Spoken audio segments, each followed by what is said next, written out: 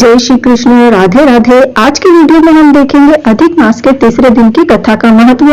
इस अध्याय के महत्व में हम देखेंगे मल मास के अपमान के कारण दुखी होने की कथा। वीडियो अच्छा लगे तो प्लीज लाइक, सब्सक्राइब और शेयर कीजिएगा। पुरुषोत्तम मास, अधिक मास, महात्मा। अध्याय 3, मल मास का बेकुंड में जाना। सूत जी के श्री मुख से पावन कथा सुनते हुए ऋषि बोले, हे महाभाग, नर के मित्र नारायण नारद के प्रति जो शुभ वचन बोले वह आप विस्तार पूर्वक हमसे कहे। श्री शिव जी बोले, हे द्विसप्तमो, नारायण ने नारद के प्रति जो सुंदर वचन कहे वह जैसे मैंने सुने हैं वैसे ही कहता हूँ, आप लोग सुनो। नारायण बोले, हे नारद, पहले महात्मा श्री कृष्णचंद्र ने राजगीर से जो कहा था वह मैं कहता हूँ, सुनो। एक समय धार्मिक राजा अजातशत्रु युधिष्ठिर छलप्रिय धृतराष्ट्र के दुष्ट पुत्रों द्वारा दूध क्रीड़ा में हार गए।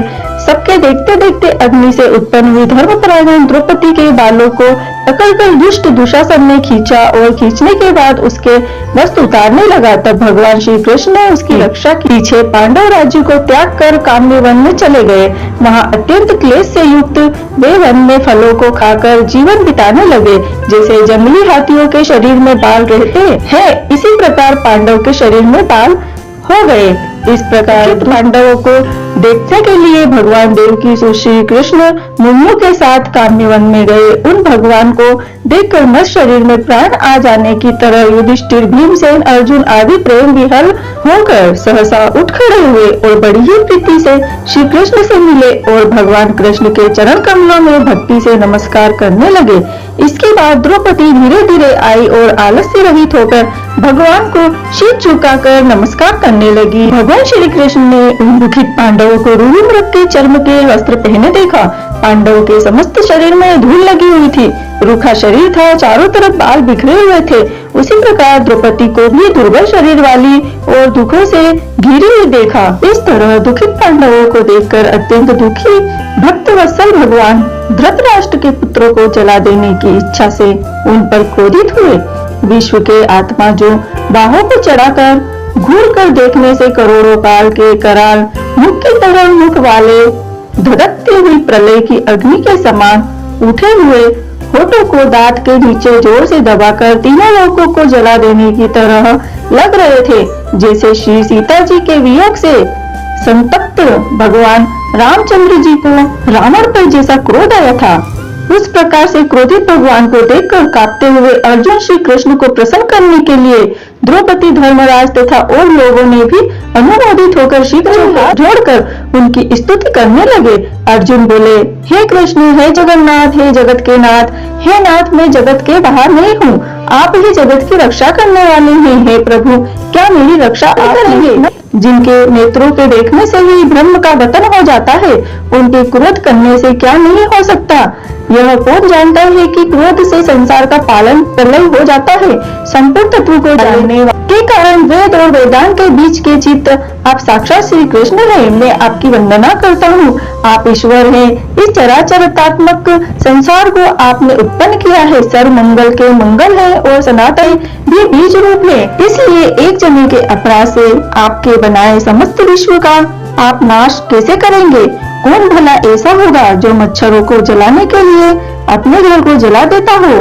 दूसरों की वीरता को मर्दन करने वाले अर्जुन ने भगवान से इस प्रकार निवेदन कर प्रणाम किया। इसके बाद सूत जी ने कहा, अर्जुन की ये बातें सुनकर श्री कृष्ण जी ने अपने क्रोध को शांत किया और स्वयं भी चंद्रमा की तरह शांत हो गए। इस प्रकार भगवान को शांत देखकर पांडव भय से मुक्त होकर प्रेम से प्रसन्न मुख एवं प्रेम विहल हुए। सभी ने भगवान को प्रणाम किया और जंगली कंद, मूल, फल आदि से उनकी पूजा की।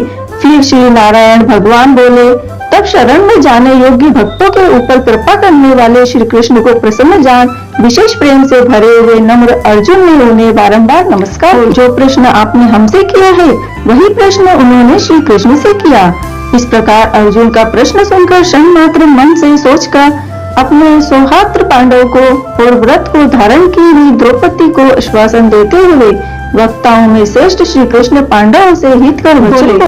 श्री कृष्ण जी बोले, हे राजन, हे महाभाग, हे विभव, अब मेरे वचन सुनो। आपने यह प्रश्न अपूर्व किया है, आपको उत्तर देने में मुझे उत्साह हो रहा है।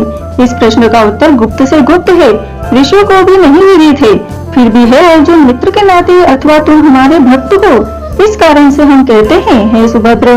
वह जो उत्तर है वह अति उग्र है, अतः क्रम से सुनो। चैताद्री जो 12 मास निमेष महीने के दोनों पक्ष घड़िया पहर त्रिपहर 6 ऋतु है, मूर्त दक्षिणायन और उत्तरायण वर्ष 4 युग, इस प्रकार परार्थ तक जो काल है यह सब और नदी समुद्र तालाब कुएं बावली गड़ैया स्त्रोत लता औषधियों वृक्ष बांस आदि पेड़ वन की औषधियां नगर गांव पर्वत पुरिया यह सब मूर्ति वाले हैं और अपने गुणों से पूजे जाते हैं। इसमें ऐसा कोई अपूर्व व्यक्ति नहीं है जो अपने अधिष्ठता देवता के बिना रहता हो। अपने अपने अधिकार में पूजे जाने वाले यह सभी फल को देने वाले हैं। अपने अधिष्ठता देवता के योग के महत्व से यह सब भाग्यवान है। हे पांडुनंदन, एक समय अधिक मास उत्पन्न हुआ।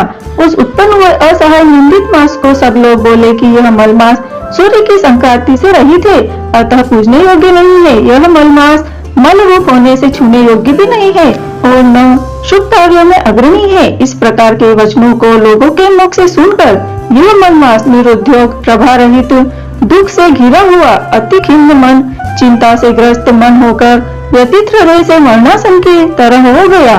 फिर यह धैर्य धारण कर मेरी शरण में आया। हे नर, बैकुंठ भवन में जहाँ मैं रहता था वहाँ पहुँचा और मेरे पास में आकर मुझे पुराण पुरुषोत्तम को इसने देखा। उस समय अमूल्य रत्नों से जड़ित स्वर्ण के सिंहासन पर बैठे मुझको देखकर यह भूमि पर साष्टांग दंडवत कर हाथ जोड़कर नेत्रों में बारंबार आंसुओं की धारा बहाता हुआ धैर्य धारण कर गदगद वाणी से बोला। इतना कहकर सुच्ची बोले। इतनी कथा कहकर भगवान नारायण चुप हो गए। इस प्रकार नारायण के मुख से कथा सुन भक्तों के ऊपर दया करने वाले नारद मुनि पुनः भगवान नारायण को बोले। नारद जी बोले, हे प्रभु, इस प्रकार अपनी पूर्ण कला से विराजमान भगवान विष्णु के निर्मल भवन में जाकर भक्ति द्वारा मिलने वाले जगत के पापों को दूर करने वाले योगियों को भी शीघ्र न मिलने वाले जगत को अभय प्रदान करने वाले ब्रह्म रूप मुकुंद जहाँ पर थे उनके चरण कमलों की शरण में आया हुआ। अधिक मास इसके बाद क्या हुआ? इति श्री वृद्धनारदी पुराणे पुरुषोत्तम मासे अधिक मासे वैकुंठ पदार्पण नाम तृतीय अध्याय संपूर्ण। राधे राधे।